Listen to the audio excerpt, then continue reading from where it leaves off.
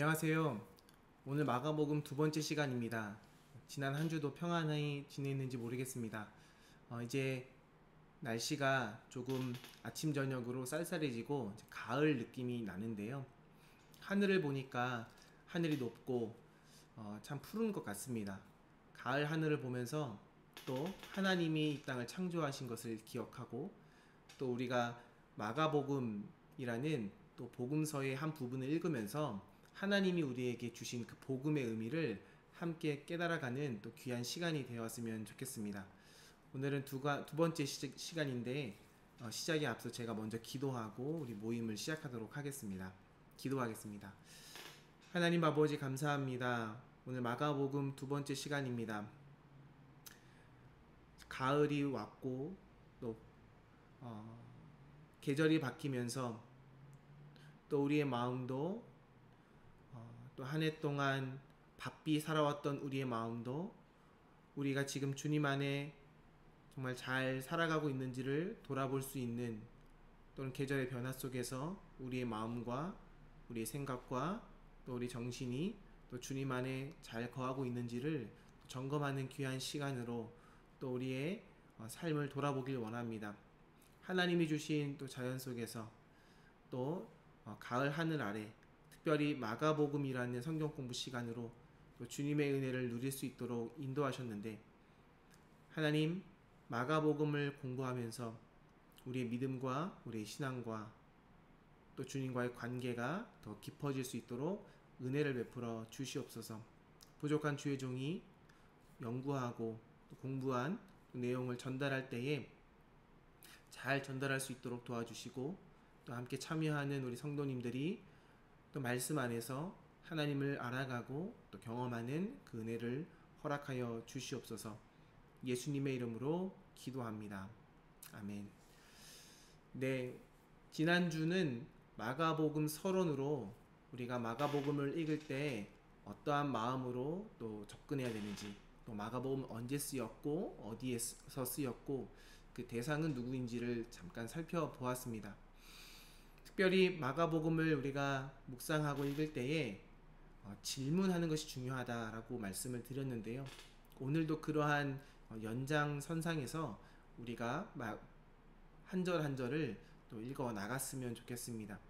오늘은 특별히 마가복음 1장 1절을 우리가 주목해서 바라볼 텐데요. 오늘 우리에게 또 주신 1장 1절을 시작하기에 앞서 먼저 이 본문을 다양한 번역본으로 읽어봤으면 좋겠습니다. 오늘의 제목은 마가복음 2장의 첫 번째 챕터는 예수의 복음입니다. 번역본에 다양한 번역본이 있는데요. 우리가 먼저 이 번역본의 내용을 한번 읽어봤으면 좋겠습니다. 1장 1절 개역개정은 하나님의 아들 예수 그리스도의 복음의 시작이라 라고 기록되어 있지요. 세번역 성경에는 하나님의 아들 예수 그리스도의 복음의 시작은 이러하다 라고 기록되어 있습니다. 반면에 공동번역에는 하나님이 아니라 하느님의 아들 예수 그리스도에 관한 복음의 시작이라고 쓰여져 있지요. 영어 성경은 어떻게 쓰여져 있나요? 킹 제임스 버전에는 The beginning of the gospel of Jesus Christ, the Son of God. 예수 그리스도의 복음의 시작 그리고 하나님의 아들이라고 기록되어 있습니다. NIV는 The beginning of the gospel about Jesus Christ, the Son of God. 킹 제임스와 NIV 버전의 성경의 차이점이 하나 있다면 바로 전치사죠. 예수의 복음의 시작이냐 아니면 예수에 관한 복음의 시작이냐. 이것을 보면 공동번역은 NIV에 보다 근접하게 번역을 한 것 같고 개역개정과 새번역은 킹 제임스 버전에 충실하여 번역한 것 같습니다. 그렇다면 헬라어는 어떻게 쓰여져 있을까요? 하단에 보면은 좀 흐릿한 글씨긴 한데요. 제가 읽어드리겠습니다. 아르케 투 에앙겔리우 예수 크리스투 비유, 데우. 헬라어를 기초로 해서 영어 성경이 번역되었죠. 그리고 독일어도 그렇고 라틴어 뭐 다양한 번역본들이 있는데요. 헬라어부터 영어로 그리고 다양한 세계 다국어로 그리고 우리나라 한국어로 번역되었으니 헬라어가 가장 원어에 가까운 사본이라고 할 수 있지요. 네, 헬라어를 우리가 그래서 주목을 해야 되는데요. 헬라어 문맥을 보면 괄호 부분이 있지 않습니까? 맨 마지막 부분에 비유, 데우, 이게 하나님의 아들이라는 겁니다. 그리고 그 앞에는 우리가 좀 친숙한 표현인데 예수 크리스투, 그리고 그 앞에가 투 에앙겔리우, 그리고 그 앞에가 동사인 아르케입니다. 시작됐다, 복음이 예수의 복음. 근데 그 예수가 누구냐면 크리스투, 예수 그리스도의 복음이 시작됐다. 그리고 나서 괄호에 하나님의 아들이라고 기록되어 있습니다. 그러니까 헬라어 문맥을 보면 예수 그리스도, 하나님의 아들 이렇게 쓰여져 있는데 뒤에 표현이 우우우 이렇게 되어 있잖아요. 그래서 에반겔리우, 예수, 그리스투, 비유, 데우, 동격으로 처리가 되어 있다라는 겁니다. 개역개정과 새번역 그리고 공동번역에는 그런 느낌이 좀 약하죠. 하나님의 아들 예수 그리스도의 복음의 시작이라. 우리가 이 본문을 그냥 훅 읽어버리면 복음이 시작됐구나. 그 복음이 예수 그리스도의 복음이구나. 그리고 예수 그리스도를 수식하는 표현은 하나님의 아들이구나 라고 쉽게 생각하고 이해하고 넘어갈 수 있는데요. 헬라어는 명확하게 이 세 단어를 연결짓는데 동일한 위치에서 이것을 보고 있다라는 것이지요. 그래서 우리가 하나님의 아들 예수, 그리스도 이 세 가지의 단어가 곧 하나를 의미하는데 그게 바로 복음이다 라는 겁니다. 그러면 하나님의 아들 예수, 그리스도 세 개의 서로 다른 단어를 두었을 때 무엇이 가장 중요할까요? 여기서 주인공이 뭘까요? 네, 바로 예수입니다. 예수가 주인공입니다. 그러니까 예수를 수식하기 위한 두 가지 표현이 있는데 하나가 하나님의 아들, 그리고 다른 하나가 그리스도입니다. 예수는 고유 명사입니다. 사람의 이름이지요. 그럼 그리스도는 뭐냐? 예를 들어서 사장님 할 때 그 사장, 아버지 할 때 아버지의 직함, 대통령 등등 이러한 직함을 가리키는 일반 명사가 바로 그리스도입니다. 그러니까 예수 그리스도라는 것은 뭐냐면 예수가 그리스도다라는 차별화된 선언입니다.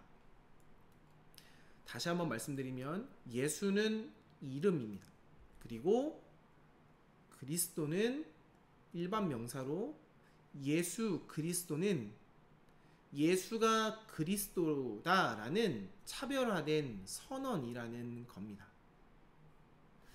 우리가 이것을 기억하고 염두해야 된다는 것입니다. 왜냐하면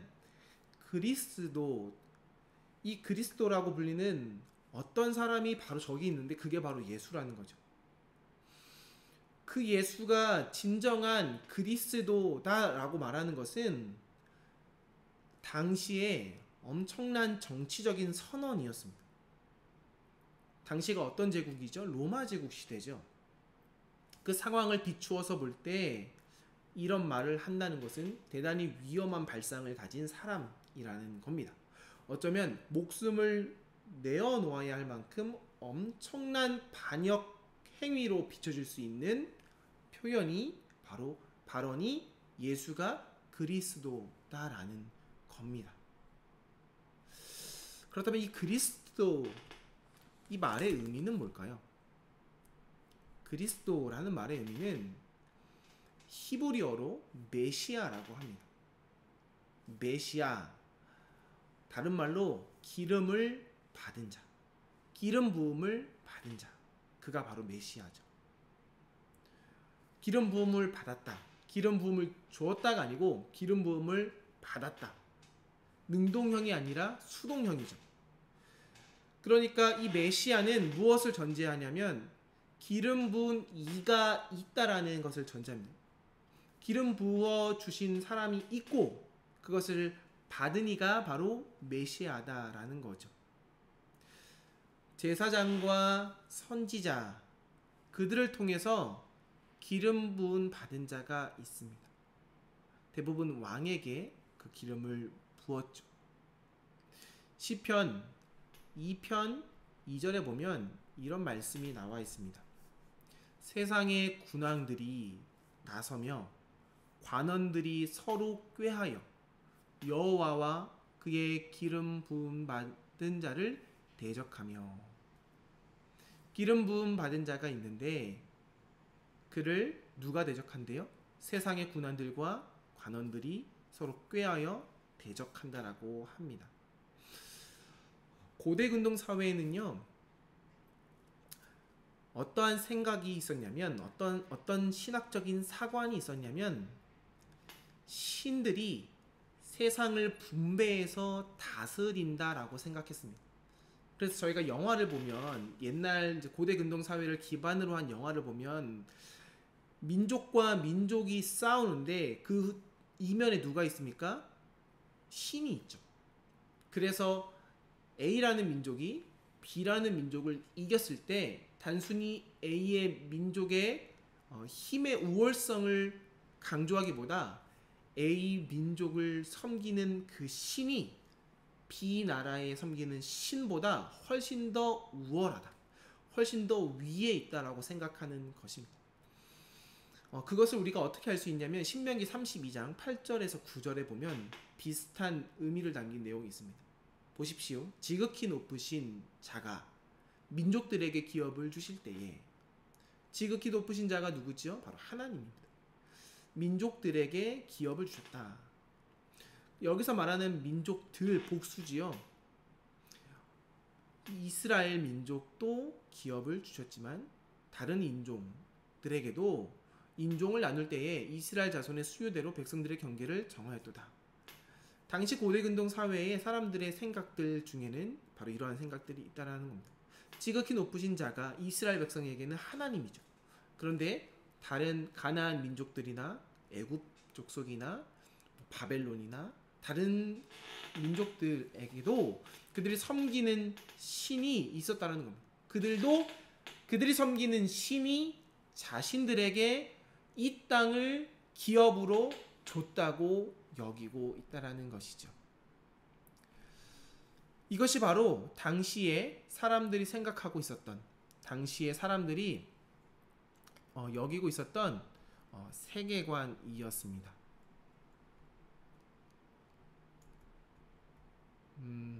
네. 그래서 신들은 자기를 대신할 인간의 대리 통치자가 필요했던 것이죠. 그가 누군가요? 바로 왕입니다. 시편 2편 7절에 이런 말씀이 있죠. 내가 여호와의 명령을 전하노라. 여호와께서 내게 이르시되 너는 내 아들이라. 오늘 내가 너를 낳았도다. 우리가 잘 알고 있는 말씀 구절이죠. 근데 이 말씀을 당시 고대 근동 세계관에 입각해서 다시금 생각하고 재해석하면 너는 내 아들이라. 여기서 너는 신입니다. 내 아들, 신의 아들인 왕. 신이 신의 아들, 그 왕을 이 땅에 낳아서 대리 통치하겠다라는 표현이 시편 2편 7절 안에 고스란히 담겨 있습니다. 누구지요? 다윗입니다. 그리고 우리가 시편 2편 7절을 오늘날에는 바로 이 말씀을 가지고 하나님이 예수님에게 자신의 권위를, 자신의 능력을, 자신의 친아들임을 드러내는 그런 관용구로서 이 말씀을 복음서에 기록되어 있다는 것을 우리는 볼 수 있습니다. 예수님이 세례를 받을 때 하나님이 이렇게 말씀하셨죠. 너는 내가 사랑하는 아들이라. 하늘로부터 내려오는 음성이 바로 이 시편 2편 7절이었습니다. 마가복음 1장 11절에 이렇게 나와 있죠. 하늘로부터 소리가 나기를 너는 내 사랑하는 아들이라 내가 너를 기뻐하노라. 이 말씀의 근거 구절이 바로 시편 2편 7절이라는 겁니다. 이스라엘 역사를 되돌아보면 바벨론 포로기 이후에 오랫동안 왕정이 사라졌습니다. 그 때문에 예수님께서 활동하던 당시에 이스라엘에는 왕이 없었습니다. 물론 헤롯이라는 분봉왕이 그 대리 역할을 했지만 그는 철저하게 로마 제국의 이익을 대변할 뿐 진정한 의미에서는 이스라엘 왕은 아니었습니다. 따라서 사람들은 누구를 기다렸냐면 메시아를 기다렸습니다. 다윗의 후손이 나와서 이스라엘을 외부의 침략으로부터 구원해주고 이스라엘의 정치적인 회복을 가져다 주길 고대하고 있었다는 것입니다. 누가요? 이스라엘 민족들이. 그런 상황에서 예수가 그리스도다라는 선언은 예루살렘 당시의 전통 신학에 대한 정면적인 도전이었습니다. 그리고 나아가서는 반역일 수도 있었습니다.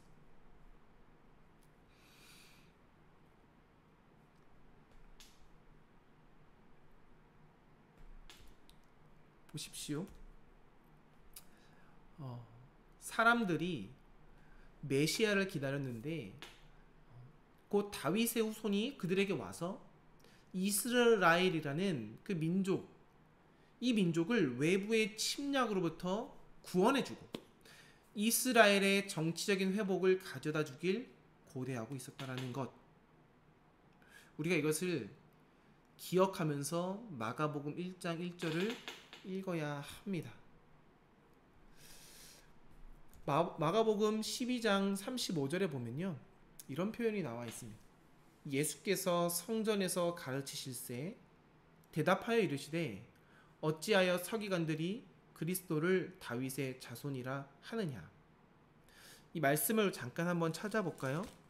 마가복음 12장 35절입니다. 마가복음 12장 35절. 이 말씀의 배경은 예수님께서 성전에서 다윗의 자손이라고 당시 사람들이 생각했던 것 같습니다. 그런 찰나에 예수님이 성전에 있었던 거죠. 거기서 가르치고 있는데 누가 왔냐면 서기관들이 찾아온 겁니다. 그리고 물은 거죠. 그리스도를 다윗의 자손이라 하느냐. 그리고 나서 36절에 이어서 다윗이 성령에 감동되어 친히 말하였다. 주께서 내 주께 이르시되 내가 내 원수를 내 발 아래에 둘 때까지 내 우편에 앉았으리라 하셨도다 하였느니라. 다윗이 그리스도를 주라 하였는즉 어찌 그의 자손이 예수 당신이 되겠느냐라고 말합니다. 예수님은 이 말씀을 어떻게 응답하셨다라는 걸까요? 그러니까 예수님께서 36절, 37절 다윗이 말한 것을 인용해서 말하고 있습니다. 이 말의 뉘앙스가 어떤지를 우리가 좀 생각해 볼 필요가 있는데요. 그리스도는 당연히 다윗의 후손이죠. 예수님께서 이렇게 말하는 겁니다. 그렇다면 그 다윗의 왕권이, 그 왕권의 체계가 너희에게 해준 것이 무엇이냐? 그렇게 말하고 있는 것이죠. 뭐라고요? 왕권의 체계가 너희에게 해준 것이 무엇이냐? 없다라는 거예요. 억압과 착취, 빈곤과 굶주림만이 그들에게 남아 있다라는 것이죠. 예수님의 반문, 예수님의 답변, 예수님의 대화 속에는 어떠한 냉소가 엿보이고 있다라는 것입니다. 그들이 생각하는 그리스도를 다윗의 자손이라 하였느냐라는 그러한 질문 속에 담긴 그들만의 세계관, 그들의 생각을 주님은 반박하면서 그렇다면 그 왕권이 너희에게 지금 준 것이 무엇이냐? 아무것도 없다라는 거죠. 그 이후에 이 이야기를 들은 사람들이 어떻게 반응하는지 아십니까? 이렇게 반응합니다. 다윗이 그리스도를 주라 하였은즉 어찌 그의 자손이 되겠느냐 하시니 많은 사람들이 어떻게 듣더라고요? 즐겁게 듣더라. 이 문장이 굉장히 흥미로운 문장입니다. 지금까지는 예수님이 오기 전까지는 바리새인들과 서기관들의 이야기를 들으면서 이것이 하나님이 그들을 통해서 우리에게 주는 메시지구나 라고 생각했는데 예수님이 이것을 뒤바꿔 버리는 겁니다. 오늘 이 이야기를 조금 할 텐데요. 예수님이 도대체 어떻게 자신이 전하는 복음을 그들이 서기관과 바리새인들이 전했던 그 하나님의 율법과 대조적으로 표현했는지 오늘 이 이야기를 조금 해보려고 합니다. 우리가 다시 한 번 더 마가복음 1장 1절 말씀을 읽어볼 텐데요. 아르케 투 에앙겔리우 예수 크리스투 비우 데우. 하나님의 아들이라는 이 단어가 왜 괄호 안에 처리되어 있었을까? 이걸 간략하게 먼저 좀 설명을 드리겠습니다. 아마 처음에 예수님께서 팔레스틴에 나타났을 때 어느 누구도 예수를 하나님의 아들이라 인정하고 바라본 사람은 없었을 겁니다. 그런데 예수님께서 세례 요한에게 세례를 받고 공생애를 시작하면서 사람들이 그의 가르침, 그의 이적, 기적, 또 그의 병고침을 보면서 저 사람은 처음에 예언자라고 생각했죠. 그리고 예수님께서 제자들을 세우시고 가르치시면서 함께 공생애를 지내다 보니 단순히 예언자가 아니다라는 것을 알게 됩니다. 그러면서 예수님을 메시아가 아닐까라고 생각하는 거죠. 그러다가 예수님께서 공생애가 마칠 무렵 십자가를 짊어지죠. 그리고 그 십자가를 짊어지시고 죽으시죠.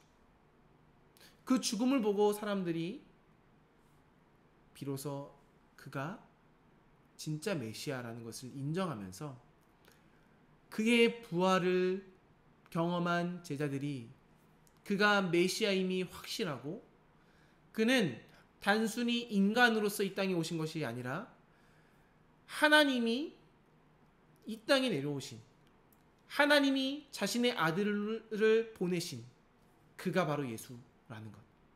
그러니까 예수님은 참 인간임과 동시에 참 하나님이다라는 것을 그들이 알게 된 것입니다. 그리고 초대교회가 세워졌죠. 그리고 복음서가 전해졌죠. 그리고 나서 그들이 고백한 것은 무엇입니까? 예수는 메시아다. 그런데 그 예수는 하나님의 아들이다. 아마도 이 고백은 서기 4세기 이후, 그러니까 주후 4세기 이후죠. 약 300년에서 400년이 지난 이후 니케아에서 공의회가 열렸습니다. 그리고 칼케돈에서도 공의회가 열렸죠. 두 번의 공의회를 거치면서 예수님이 하나님의 아들이 분명하다는 것을 도장을 찍고 서신서에 남겨서 이거를 정경으로 복음서 하나님의 말씀으로 만든 겁니다. 이것이 자리매김하는 과정에서 하나님의 아들이라는 표현을 이제 넣은 거죠. 나중에 넣었으니까 권위가 없다라는 것이 아니라 그들의 신앙 고백이 담긴 내용을 복음서에 성경에 담았다라는 것이 중요합니다. 그래서 이 예수님이 그리스도이고 하나님의 아들인데 그가 복음이다라는 그 고백은 그 예수의 복음은 로마 제국이 지금까지 말했던 팍스 로마나 그들의 평화, 그들이 전했던 복음과는 차별화된 내용이라는 것입니다. 다시 말해서 예수님의 복음은 로마 제국이 전하는 복음서와는 차별화된 선언이라는 거죠. 로마 제국이 전하는 복음은 뭡니까? 전쟁에서의 승리를 말합니다. 그들의 복음, 그들이 전한 좋은 소식은 뭡니까? 우리가 이방 민족을 쳐서 이겼다라는 소식이 복음이었습니다. 또한 로마 제국이 전한 복음은 뭡니까? 로마 황제가 그 지역에 방문했다라는 것이 그 당시 사람들이 생각했던 복음입니다. 근데 예수님이 전한 복음은 그것이 아니었죠. 예수님이 전한 복음은 다른 복음이었습니다. 그러니 예수님이 전한 그 복음을 들은 사람들 중에 기뻐할 수밖에 없는 사람은 누구겠습니까? 지배층, 특권층, 그들이 아니라 피지배 계급, 대다수의 군중들, 그들에게 전해지는 기쁜 소식이었다라는 것이죠. 그것이 바로 복음의 시작입니다. 그렇다면 복음의 시작이라는 말을 처음에 둔 마가의 의도는 무엇일까요? 당시 초대교회에 현존하던 유일한 문서가 바울 서신이라고 볼 때 바울 서신이 가장 먼저 쓰였습니다. 그 바울이 전했던 그 복음의 내용에 지난주에도 말씀드렸지만 바울이 전했던 복음의 내용의 전반은 예수님의 죽음과 부활 그리고 예수님의 신성이 가득한 내용이 복음이었습니다. 고린도전서 15장 1절에서 4절까지의 말씀을 보면 이렇게 나와 있습니다. 1절 형제들아 내가 너희에게 전한 복음을 너희에게 알게 하노니 이는 너희가 받은 것이요 또 그 가운데 선 것이라. 너희가 만일 내가 전한 그 말을 굳게 지키고 헛되이 믿지 아니하면 그로 말미암아 구원을 받으리라. 내가 받은 것을 먼저 너희에게 전하였노니 이는 성경대로 그리스도께서 우리 죄를 위하여 죽으시고 장사 지낸 바 되셨다가 성경대로 사흘 만에 다시 살아나실 것이라. 1절에 보면 내가 너희에게 전한 복음이라고 나와 있죠. 그 복음이 뭐라고요? 결국 주님이 죽으시고 그리고 장사 지낸 바 되셨다가 성경대로 사흘 만에 살아났다라는 것입니다. 그런데요, 이것이 복음의 전부일까요? 바로 이런 질문에서 마가는 복음을 다시 서술해 나갑니다.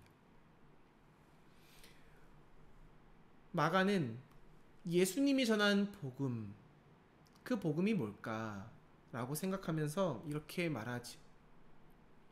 마가복음 1장 3절에 이렇게 말합니다. 광야에 외치는 자의 소리가 있어 이르되 너희는 주의 길을 준비하라. 그가 오실 길을 곱게 하라.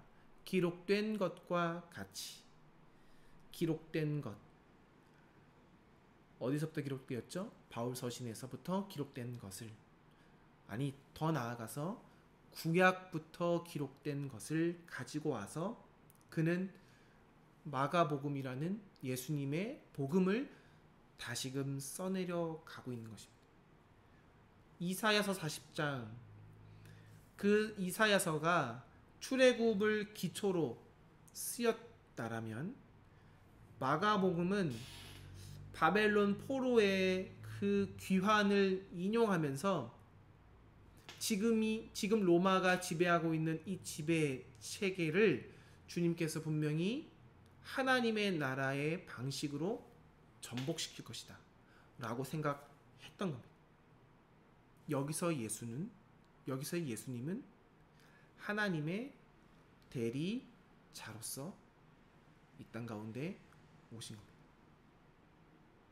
그러니까 이렇게 볼 때 하나님의 구원은 단순히 예수님을 믿음으로써 실현된다라기보다는 예수님의 믿음과 행동이 하나님의 구원을 가능하게 만든 것이죠.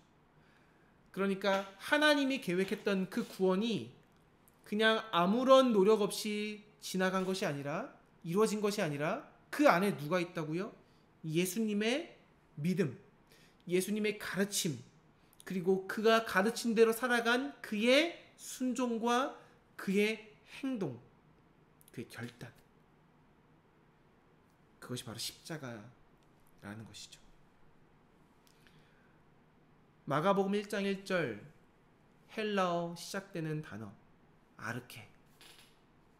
아르케는 두 가지 의미가 있습니다. 하나는 시작하다. 마가복음 1장에 나와 있는 아르케.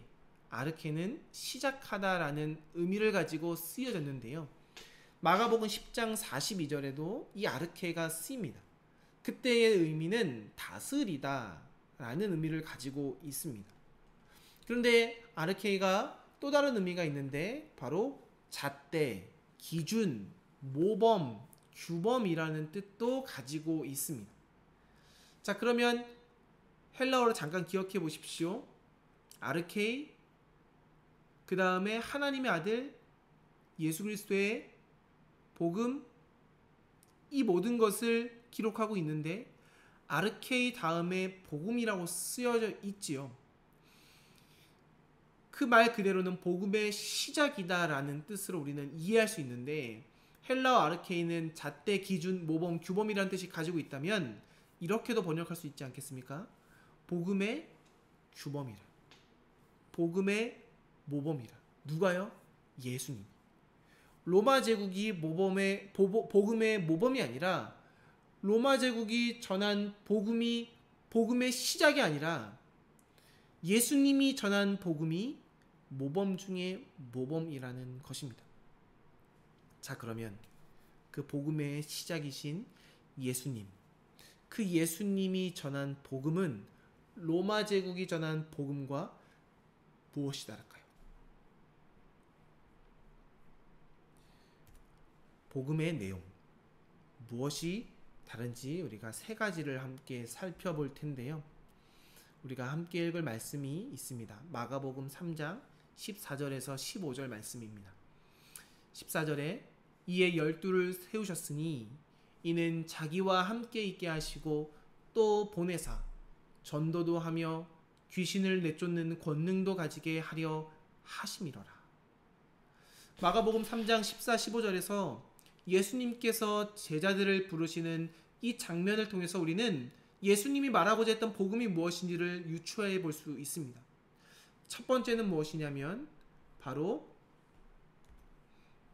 자기와 함께 있게 한다라는 겁니다.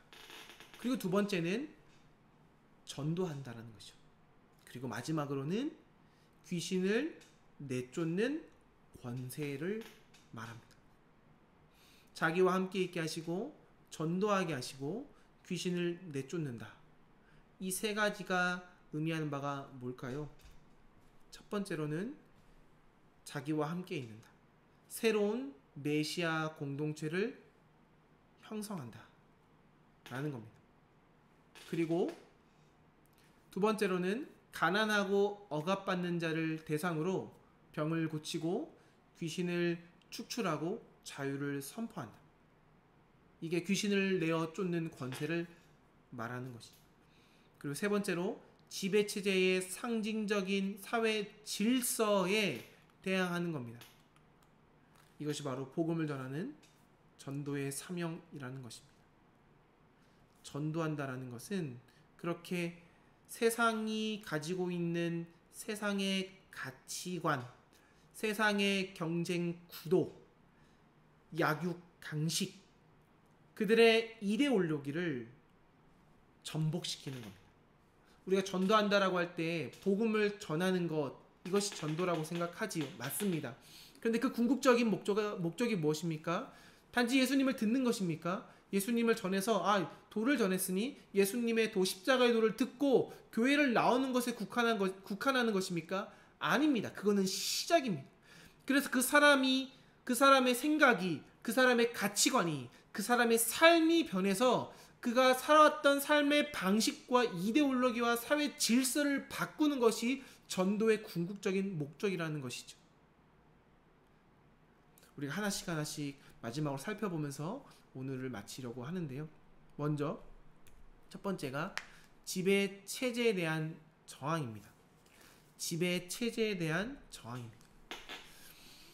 마가복음 1장 21절 말씀을 볼까요? 그들이 가버나움에 들어가니라.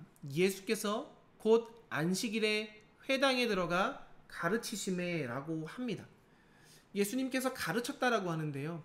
예수님이 단 한 번 가르치고 끝난 것이 아닙니다. 이 가르치심에라는 이 단어의 헬라어를 보면 완료형이 아닙니다. 미완료형입니다. 완료형과 미완료형의 차이는 뭐냐면, 완료형은 지금까지 가르쳐 와서 여기서 종결됐다라는 것이고, 미완료형은 지금도 계속해서 가르칠 거고 앞으로도 가르칠 거라.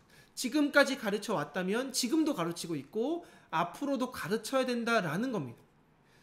그러니까 예수님은 회당에서 가르쳤는데 한 번 가르치고 끝난 것이 아니라 계속해서 가르쳐 나갔다는 겁니다. 예수님은요, 예루살렘을 지배했던 그 로마의 그 체제, 로마가 이야기했던 그들만의 복음, 그들이 감시했던 그들의 억압, 그것에 개의치 아니하고 자신이 전했던 그 복음을 계속해서 꾸준히 습관화하며 생활화하며 가르쳤다라는 것입니다. 그래서 예수님은 계속해서 로마 제국이 그들이 지배를, 그들의 체제를 유지하기 위해 했던 그들의 모든 세계관에 대해서 저항했다라는 것을 우리는 기억해야 됩니다. 이것이 바로 예수님이 복음으로 살아왔던 첫 번째 핵심입니다. 예수님이 언제까지 저항하시죠? 죽기까지. 십자가를 짊어지시잖아요. 예수님이 굳이 십자가를 짊어질 필요가 없었습니다. 왜요? 그분은 하나님이셨기 때문에. 그냥 예수님이 자신의 말과 능력으로 세상을 전복시킬 수 있었습니다. 그런데 주님은 그가 가르친 내용을, 가르친 그 메시지를 삶으로 이어가야 했기 때문에, 그리고 모든 죄를 대속하는 그런 어린 양으로서의 그 구약의 말씀을 성취해야 됐기 때문에 십자가를 짊어져야 됐습니다. 언제까지요? 죽기까지. 그의 저항 방식은 끝까지 자신의 삶을 드린 겁니다. 번제물로 드린 겁니다. 그래서 세상 사람들의 관점으로 보기에는 패배한 것 같지만 예수님은 끝까지 저항하시면서 하나님의 방식대로 승리를 이루신 겁니다. 그 승리를 이루신 것을 우리가 무엇을 알 수 있죠? 부활로서 알 수 있는 것입니다. 예수님의 그 저항이 복음의 첫 번째 핵심 내용입니다. 두 번째는 무엇이냐면 바로 병든 자를 돌보는 겁니다.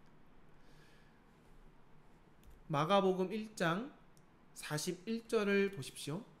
예수께서 불쌍히 여기사 손을 내미셨습니다. 그리고 그에게, 병든 자에게 손을 대서 말씀하시죠. 내가 원하노니 깨끗함을 받으라. 주님은 불쌍히 여기셨습니다. 여기서 불쌍히 여겼다라는 것은 그 말의 어원, 오른쪽 하단에 보면 헬라어가 써 있는데요. 두 번째 카이 다음에 스플라그 크니조마이 라고 했는데 쓰여져 있는데요. 이 말의 어원, 그 의미는 그 불쌍함의 의미를 잘 드러냅니다. 불쌍히 여기다라는 것은 아이가 엄마의 자궁 안에서 움직일 때 느껴지는 감정이라는 것입니다. 저는 남자라서 이것이 정확히 어떤 감정인지 모르겠습니다만 엄마는 알죠. 제 아내도 알 겁니다. 자궁 안에서 아이가 꿈틀꿈틀 댈 때 엄마는 그 감정을 압니다. 그 마음이 측은지심, 어여삐 여기고 불쌍히 여기고 사랑스러워하고 이 아이가 잘 자라고 있을까라고 생각하는 그 마음이 바로 이 불쌍히 여겼다라는 그 말의 의미라는 겁니다. 예수님이 병든 자를 볼 때 그를 쳐다보는 그 눈빛, 그 감정, 그것은 아비의 마음, 어미의 마음, 부모의 마음이라는 것이죠. 그런데 병든 자가 한 공동체 안에 생긴다라는 것의 의미가 무엇인지 우리가 잠깐 생각해 볼 필요가 있습니다. 누군가가 몸이 병들었습니다. 그럼 우리는 이렇게 생각하죠. 아이고 어떡하지? 힘들겠다 라고 걱정할 뿐입니다. 그런데 우리가 그런 차원에서만 병든 자를 여긴다라는 것은 하나님의 나라, 하나님이 바라보는 관점과 너무나 많은 괴리감이 있습니다. 이스라엘 공동체 안에서 누군가가 병든다라는 것은 이런 의미가 있습니다. 누군가의 신체가 병들었다는 것은 개인적인 차원에서의 불행을 넘어서서 그 공동체가 병들었다는 것을 말합니다. 그래서 모세오경에 보면 질병에 대한 것, 특별히 문둥병에 관한 것, 그 병에 대해서 굉장히 자세하게 기록하고 있습니다. 왜 그럴까요? 그 병이 너무나 개인을 힘들게 하기 때문일까요? 아니죠. 그 병이 공동체와 깊이 연관이 있기 때문입니다. 그래서 그 공동체를 질병으로 이끌지 않게 하기 위해서 나아가서 그 개인이 그 공동체를 떠나서 있다가도 회복되었을 때 다시금 돌아올 수 있도록 그렇게 자세하게 기록된 것입니다. 그러니까 이스라엘 백성들에게 그들 백성 중에 한 명이 병들었다라는 것은 단순히 한 개인이 불행해진 것을 의미하는 것이 아니라는 것입니다. 그러면 나아가서 그 개인이 회복이 됐습니다. 그 개인을, 그 병든 자를 고친다고 생각해 봅시다. 병자를 고치는 행위는 개인을 행복하게 하는 것 이상이라는 것이죠. 개인의 신체적인, 정신적인 회복을 넘어서서 사회 전체가, 공동체 전체가 다시 건강하게 되는 것. 자, 그러면 예수님이 병든 자를 보고 불쌍히 여겼습니다. 그럼 예수님이 불쌍히 여기는 그 마음은 어디까지 이어집니까? 그 공동체까지 이어진다라는 겁니다. 예수님이 불쌍히 여기는 그 마음은 한 개인에게 국한된 것이 아니라 이스라엘 공동체 전체를 바라보면서 불쌍히 여겼다는 겁니다. 그리고 예수님 어떻게 하시죠? 고치십니다. 개인을 불행에서 행복으로만 바꾼 것이 아니라 공동체를 불행에서 행복으로 복의 공동체가 되게 하셨다라는 것입니다. 그래서 마지막으로 주님은 복음을 통해서 질병에 걸렸던 공동체를 회복시키면서 새로운 공동체를 만들고자 한 것입니다. 여기서 말하는 새로운 공동체는요, 새로운 공동체를 이룬다는 것은 지, 정, 의, 이 세 가지가 다 조화롭게 이루어져야 되는데 그 중에서도 의지를 강조하고 있습니다. 단순히 머리만 커지는 공동체를 주님 원하지 않았습니다.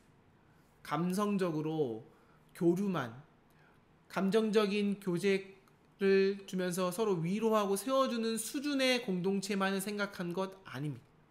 여기서 주님 말씀하시는 것은 의지까지 포함된 공동체입니다. 머리로 깨닫고, 그리고 서로 교류하면서 감정을 나누고, 그리고 나아가서 이 두 가지를 가지고 세상을 변혁시키는 공동체를 주님은 원하셨다는 사실을 기억해야 합니다. 앞에 서두에서도 말했지만 복음, 이 복음은 좋은 소식을 뜻합니다. 그런데 이것은 동시에 나쁜 소식을 전제로 합니다. 왜냐하면 복음이 들려지고 그것이 좋다라고 생각했던 사람이 있던 반면에 이 복음이 불편하게 들려졌던 사람들도 있었기 때문이죠. 그들에게 예수님의 복음은 나쁜 소식이었을 겁니다.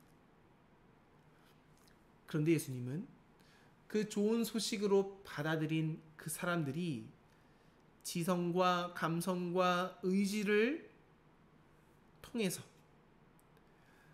그들이 생긴 초대 교회 공동체를 확장시켜 나가길 원했습니다. 하나님의 나라의 방식,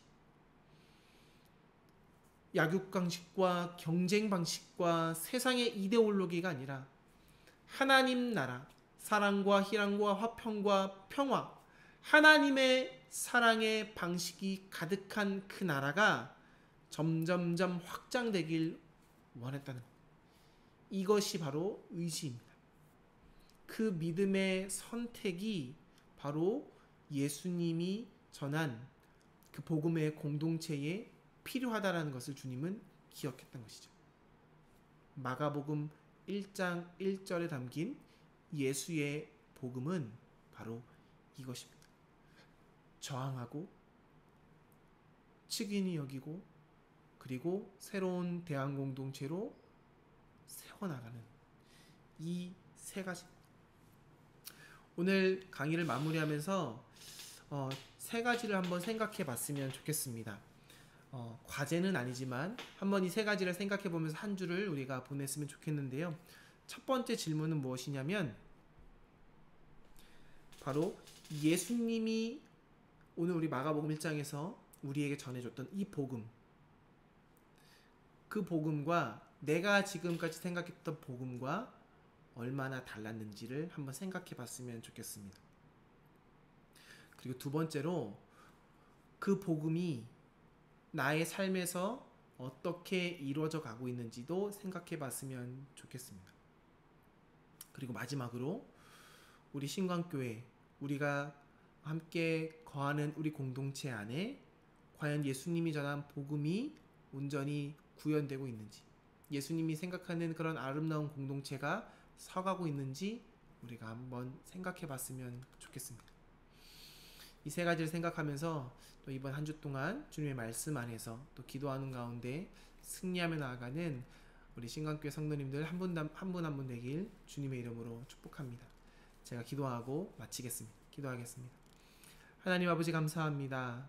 오늘 마가복음 1장 1절 단 한 절의 말씀을 우리가 깊이 생각해 보았습니다. 부족했지만 우리가 복음의 진수를, 예수의 복음의 의미를 조금이나마 알았다면 그 복음을 삶으로 살아갈 수 있도록 우리의 삶을 붙들어 주시옵소서.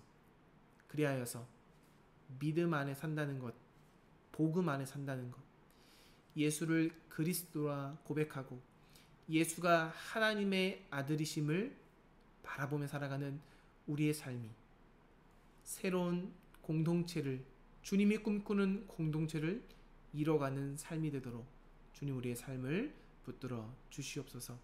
감사드리오며 살아계신 우리 구주 예수님의 이름으로 기도드립니다. 아멘. 그러면 우리 다음 시간에 또 인사드리도록 하겠습니다. 감사합니다.